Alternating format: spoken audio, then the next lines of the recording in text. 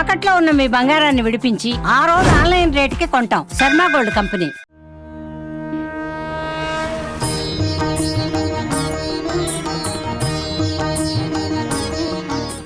జై శ్రీమన్నారాయణ. ఈరోజు 3వ పాసురం తెలుసుకుందాము. మొన్నటి రోజున జై శ్రీమన్నారాయణ, శ్రీమన్నారాయణ అనే నామాన్ని, తర్వాత రోజున క్షీరాబ్ధినాథుడు అన్న నామాన్ని స్మరించుకుంటూ ఈ 2 రోజులు మనం కూడా మార్గశిర మాసంలోకి అడుగు పెట్టేశాము. పాసురాల్ని వింటూ హాయిగా నేర్చుకుంటూ తెలుసుకుంటూ. మరి 3వ పాసురం గురించి మనతో మాట్లాడడానికి, మనకి అర్థమయ్యేటట్టు చెప్పడానికి మనతో ఉన్నారు వైష్ణవ సాంప్రదాయ ప్రచారకురాలు పద్మజ రామానుజదాస్ గారు. అమ్మ నమస్కారం. నమస్తే అండి. 3వ పాసురం. మూడవ పాసురం మంగళాశాసన పాసురం అంటారు. అంటే ఎవరికైనా మనం బ్లెస్సింగ్స్ ఇవ్వాలనుకోండి, సాధారణంగా గాడ్ బ్లెస్ యూ అనో, దీర్ఘ సుమంగళి భవ అనో, ఇలా ఉన్నత విద్యా ప్రాప్తిరస్తు అనో, ఇలా మనం బ్లెస్సింగ్స్ ఇస్తూ ఉంటాం. బ్లెస్సింగ్ అంటే ఏంటి?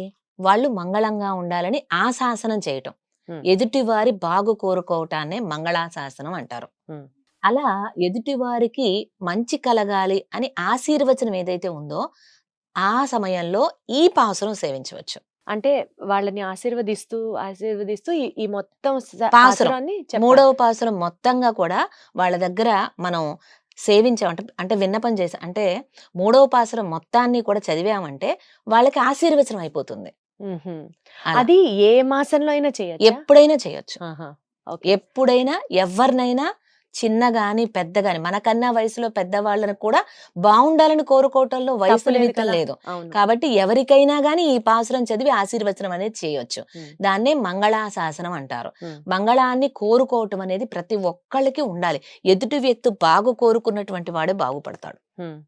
కాబట్టి మంగళాశాసనం చేయటం మన స్వరూపం. ఆ సమయంలో ఈ పాసురం చేయటం విశేషం. కాబట్టి ఈ పాసురం నోటికి రావటం ముఖ్యం. అది అక్కడికి వెళ్ళి మరి పాసురంతో వాళ్ళకి మంగళాశాసనం చేయాలంటే మనకి వాళ్ళు నోటికి కూడా వచ్చి చక్కగా ఉండాలిగా. సంతోషిస్తారు. గాడ్ బ్లెస్ యూ నాన్న అనడం కన్నా ఆ, చక్కగా ఇంత పాసురం చదివితే దాని అర్థం వాళ్ళు తెలుసుకుంటే వాళ్ళకి ఇంకా సంతోషం ఉంటుంది. మరి అటువంటి మంగళాశాసన పాసురాన్ని ముందుగా అనుసంధానం చేసుకుందాం. ఓం ஈவலகளந்த உத்தமன் பேர் பாடி நாங்கள் நம் பாவைக்கு சாத்து நீராடினால் தேங்கின்றி நாடெல்லாம் திங்கள் மும்மாறி பெய்து ஓங்கு பரம் சென்னலூடு கயலுகளா பூங்குவளை போதில் பொருவண்டு கண்படுப்பா தேங்காதே புக்கிருந்த சீத்தமுலை பத்தி மாங்கா கொடன் நிறைக்கும் வள்ளல் பெரும் பசுக்கள் நீங்காத செல்வம் நிறைந்தேலோ ரெம்பாவாய் ఆండాళ్ తిరువడిగళే శరణం. ఇది 3వ పాసురం. ఈ పాసురంలో గోదమ్మ లోకక్షేమం కోరి తాను ఈ వ్రతాన్ని ఆచరిస్తున్నట్లుగా చెప్తున్నారు. తాను కృష్ణయ్యను ప్రేమిస్తుంది, కృష్ణయ్యని వివాహం ఆడాలనుకుంటుంది. అది మాత్రమే ఆమె ముఖ్య ఉద్దేశం కాదు. కాదమ్మా, అసలు అందరినీ కలుపుకెళ్తారు, లోక కళ్యాణం కోసం ప్రార్థిస్తారు. అసలు అట్లా ఎట్లా ఉంటారో నాకు ఇప్పటికీ అర్థం అవ్వదు.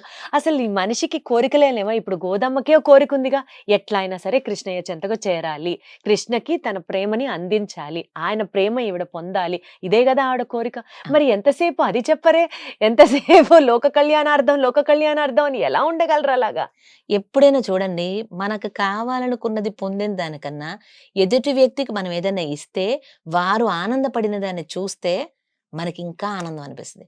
మనం కావాలనుకున్నది మనం పొందినప్పుడు అలాంటి పొందే వాళ్ళు ఈ ఆనందం రోజుల్లో కన్నా ఉంటారంటారా? ఉంటారండి, ఖచ్చితంగా. లేకపోతే కలియుగం ఎప్పుడూ అంతరించిపోయి ఉండేది. కాకపోతే నామమాత్రంగా ఉండుంటారు. 100%లో ఒక 10% లేకపోతే ఒక 5% అన్నా అలాంటి వాళ్ళు ఉండబట్టే ఇది పుణ్యభూమి ఇంకా ఇలా మిగిలి ఉంది. అలా గోదమ్మ ఆనాడు మరి లేకపోతే ఎక్కడో పరమపదంలో ఉండి భోగాలను అనుభవించవలసినటువంటి ఆ భూమిదేవి తాయారే కదా ఈ లోకంలో గోదాదేవిగా అవతరించింది. మనం స్వామిని ఎలా చేరుకోవాలో నేర్పడం కోసం. తల్లియే ఖచ్చితంగా బిడ్డకి చక్కగా నేర్పగలుగుతుంది. అటువంటి తల్లిగా అవతరించింది గోదమ్మ. అందుకోసమే లోక కళ్యాణార్థంగా ఈ వ్రతం చేస్తున్నామని చెప్తున్నారు. ఎలా అంటే ఆనాడు వామనమూర్తిగా వచ్చి త్రివిక్రముడిగా ముల్లోకాలను కొలిచేటువంటి స్థాయికి పెరిగిపోయాడు స్వామి. ఇంతై ఇంతింతై వటుడింతై అన్నట్లుగా ముల్లోకాలను చీల్చుకుంటూ పెరిగిపోయాడు. అటువంటి ఆ స్వామి యొక్క దివ్య శ్రీచరణాలను పాడదాం మనం అని అంటూ ఓంగి ఒలగలంద అంటూ ఈ పాసురాన్ని సేవించారు. అలాగే వామనుడుగా వచ్చి త్రివిక్రముడుగా ముల్లోకాలను కొలిచినటువంటి స్వామి యొక్క పేరును పాడదాము అంటుంది. ఆ త్రివిక్రముని యొక్క నామాన్ని చక్కగా కీర్తిద్దాము, ఆ స్వామికి మంగళం కలగాలని కీర్తిస్తూ ఆ పాట పాడటం దేనికి? పాడడం వల్ల తనకేదో ప్రయోజనం అది కాదు. నోరు ఉన్నందుకు పాడడమే ప్రయోజనంగా పాడాలి. అలా ఆ స్వామి నామాన్ని పాడి, ఈ లోకం కోసం మనం వ్రతం చేస్తున్నాం. కానీ మన కోసం వ్రతం అనే మిషతో ఈ లోకమంతా సుభిక్షంగా ఉండాలని మనం చేస్తున్నాం. వ్రతం అనేది ఒక వంక. గోధుమకు కావాల్సింది ఏంటి? లోకం అంతా సంతోషంగా ఉండాలి. అందుకని వ్రతం అనే నెపంతో మనం ఈ వ్రతం చేస్తున్నాం. ఈ వ్రతానికి ఫలితంగా లోకమంతా పంటలు పండాలి. ఎలా పండాలో తెలుసా? ఉదయం విత్తితే మధ్యాహ్నానికి ఇలా చెయ్యి అడ్డు పెట్టుకొని తల పైకెత్తి చూడాలట. అబ్బబ్బబ్బబ్బా! అది పైకి వెళ్ళిపోవాలి ఆ చేను. అంతగా ఇప్పుడు వామనుడుగా వచ్చి స్వామి చేతిలో జలం పడగానే అమాంతం పెరిగిపోయాడు. కొబ్బరికాయలో నీరు ఎలా చేరిందో తెలియనట్లుగా కరిమింగిన వెలగపండు, ఏనుగు వెలగపండు మింగగానే అందులో ఎలా మాయమైపోతుందో తెలీదు. అలా విదిన్ ఫ్రాక్షన్ ఆఫ్ సెకండ్స్ అలా పెరిగిపోయాడు స్వామి. ఆ వామనుడు చేతిలో దానజలం పడగానే అమాంతం పెరిగిపోయాడు. అలాగే విత్తగానే చేలు అమాంతం పెరిగిపోవాలి అంటే లోకమంతా పాడి పంట సుభిక్షంగా ఉండాలి. నెలకు 3 వానలు పడాలి. అది కూడా ఎలా? వరుసపెట్టి 3 రోజులు కుంభవృష్టి కురిసేసి మిగతా 27 రోజులు ఎండ కాయటం అలా కాదు. 9 రోజులు ఎండ కాయాలి, 1 రోజు వర్షం పడాలి. 9 రోజులు ఎండ కాయాలి, 1 రోజు వర్షం ఆ పడాలి. లెక్క కూడా ఆమె చెప్పారు. అలా పడాలట. అలా నెలకి 3 వానలు పడేటట్లుగా. ఎందుకంటే భూమి చక్కగా ఎండిపోయి ఉంటుంది.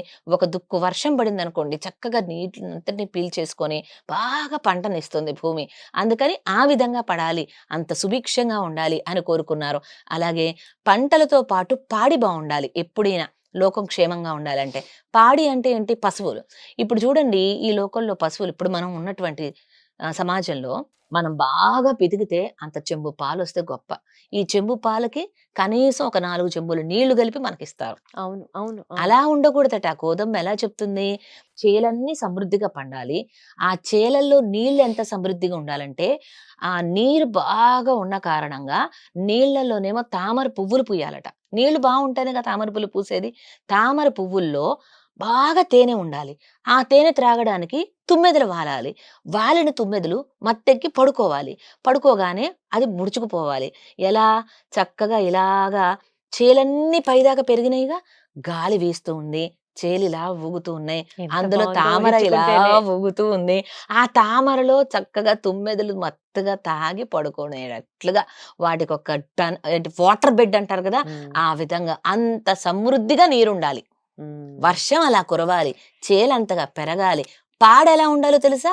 గట్టిగా కూర్చొని పితికి పితికి దానికి నొప్పి పెట్టేటట్లుగా, మన చేతులకు నొప్పి పెట్టేటట్లుగా కాదు. ఆవు చూచకాల దగ్గర మనం కూర్చొని కుండ పెట్టడం ఆలస్యం, ఆరిపోతూనే ఉండ, హాయిగా పట్టుకోగానే అలా వర్షం, పైనుంచి వర్షం ఎలా కురవాలో అలా పాల వర్షం పడి బిందె వెంటనే నిండిపోవాలి. పెట్టడం ఆలస్యం, బిందె నిండిపోవాలి. అంతగా పాడి కురవాలి, పాడి ఉండాలి అంటూ కోరుకుంటున్నారు. అంటే లోకమంతా సుభిక్షంగా ఉండాలి, వర్షాలు బాగా పడాలి, పంటలు పండాలి, పాడి అభివృద్ధి చెందాలి. మనం చేసేటువంటి ఈ వ్రతం వల్ల లోకమంతా సుభిక్షంగా ఉండాలని కోరుకుంటున్నారు. ఇప్పుడు చెప్పండి, శ్రీవ్రతం, ధనుర్మాస వ్రతం చేయటం అవసరమా లేదా? చాలా చాలా అవసరం. ప్రస్తుత పరిస్థితుల్లో పరిస్థితుల్లో ఇంకా ఇంకా అవసరం. క్షామం రాజ్యమేలుతోంది. ఎటు చూసినా అన్ని ఖరీదులు ఎక్కువైపోయినాయి ఈ రోజుల్లో.